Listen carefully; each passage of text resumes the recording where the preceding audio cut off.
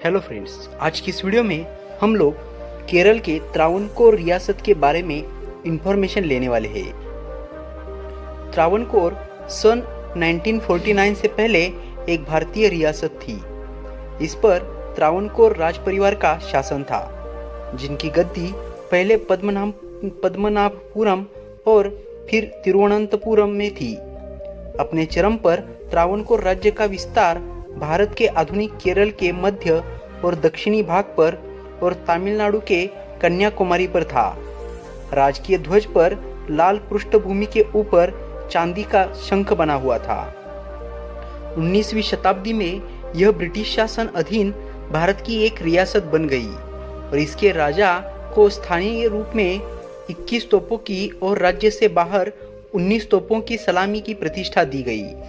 महाराज श्री चितिरा तिरुनल बलराम वर्मा के 1924 से 1949 के राजकाल में राज्य सरकार ने सामाजिक और आर्थिक उत्थान के लिए कई प्रयत्न किए, जिनसे यह ब्रिटिश शासन के अधीन भारत की दूसरी सबसे समृद्ध रियासत बन गया और शिक्षा, राज्य व्यवस्था, जनहित कार्यों और सामाजिक सुधार के लिए जाना जाने लगा। भारत में राजा के कर्तव्यों को राजधर्म की संज्ञा दी गई है। इसकी व्याख्या इस रूप में की जा सकती है कि शासक का दायित्व है कि वह धर्म की रक्षा करे, अर्थात अपने राज्य में शांति, समृद्धि, न्याय और व्यवस्था की स्थापना को सुनिश्चित करे। इन कर्तव्यों में कदाचित सबसे महत्वपूर्ण कर्तव्य देवताओं और उनके मंदिरों की रक्षा करना था।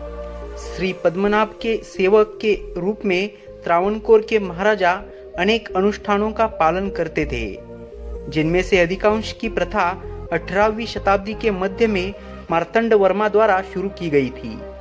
त्रावणकोर एक ऐसा राज्य था जिसमें गैर हिंदुओं की, विशेषकर सीरियाई ईसाइयों की संख्या बहुत थी।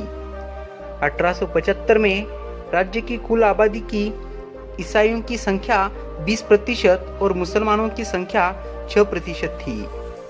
लगता है कि आधुनिक से पूर्व काल में हिंदू बहुल त्रावणकोर में विभिन्न पंथावलंबियों का सह अस्तित्व था और सभी उस राज्य के एकीकृत अंग थे। इस सह अस्तित्व का मुख्य कारण पांथिक सहिष्णुता की अर्थ सरकारी नीति रही है। लेफ्टिनेंट वार्ड और कानर ने 1816 से 1820 ईस्वी के बीच त्रावणकोर और कोच्चि का सर्वेक्षण किया था। उन्होंने इस विषय में कहा है कि इन राज्यों में ईसाई मत का मुख्य अधिकारियों द्वारा पूर्ण मान्यता प्राप्त है। उनकी न्याय व्यवस्था में अथवा उपेक्षा के कारण ईसाइयों को यातना पहुंचाई गई हो, ऐसा प्रतीत नहीं होता है। 1904 श्री मूलम विधानमंडल की पहली बैठक में दीवान वीपी माधवराव ने कहा था कि सभी पंथों के साथ बराबरी का व्यवहार करना त्रावणकोर राज्य की एक विशेषता है। मिशनरियों ने भी न्यूनाधिक रूप में इस बात को मान्यता दी। जे नावल्स नामक मिशनरी ने 1898 में यह कहा था कि त्रावणकोर राज्य में गैर हिंदुओं के प्रति सहिष्णुता उस राज्य की एक अलग पहचान है। वस्तुतः हिंदू राजाओं ने सीरियाई ईसाइयों को विशेष अधिकार और सम्मान दिया, जिससे उनकी पहचान उच्च जाति के रूप में होती थी। सीरियाई ईसाइयों के चर्च में जब पुरोहिताई की सत्ता से संबंधित कोई आपसी विवाद होता तो वे भी राजा का समर्थन प्राप्त करने का प्रयत्न करते थे। साथ ही लेस्ली ब्राउन के कथनानुसार सीरियाई ईसाई ओनम और विशुद्ध आदि त्योहारों में भी भाग लेते थे, मंदिरों के उत्सवों में शामिल होते थे और हिंदुओं की भांति मंदिरों में भेंट भी चढ़ाया करते थे। स्पष्टतः त्रावणकोर का हिंदू राज्य अन्य मतावलंबियों के साथ कोई भेदभाव नहीं करता था। वर्तमान केरल में, जिसका बड़ा भाग पहले त्रावणकोर राज्य में था, आज भी सर्वाधिक पांथिक सहिष्णुता दिखाई देती है।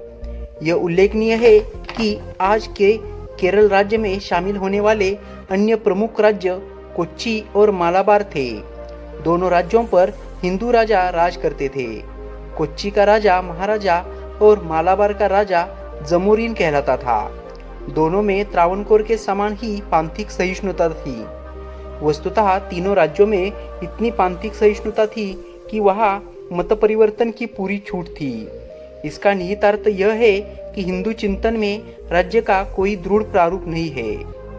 तो दोस्तों, ये थी त्रावण रियासत के बारे में इंफॉर्मेशन। आप उनके बारे में क्या सोचते हैं ये कमेंट बॉक्स में लिखिएगा। साथ ही वीडियो पसंद आया हो तो वीडियो को लाइक कीजिए, शेयर कीजिए और अपने चैनल को सब्सक्राइब करना बिल्कुल ना भूलिए। जल्द ही मिलते हैं फिर एक ऐसे ही इंटरेस्टिंग टॉपिक के साथ। तब तक खुद का ख्याल रखिए। जय हिंद, जय भारत।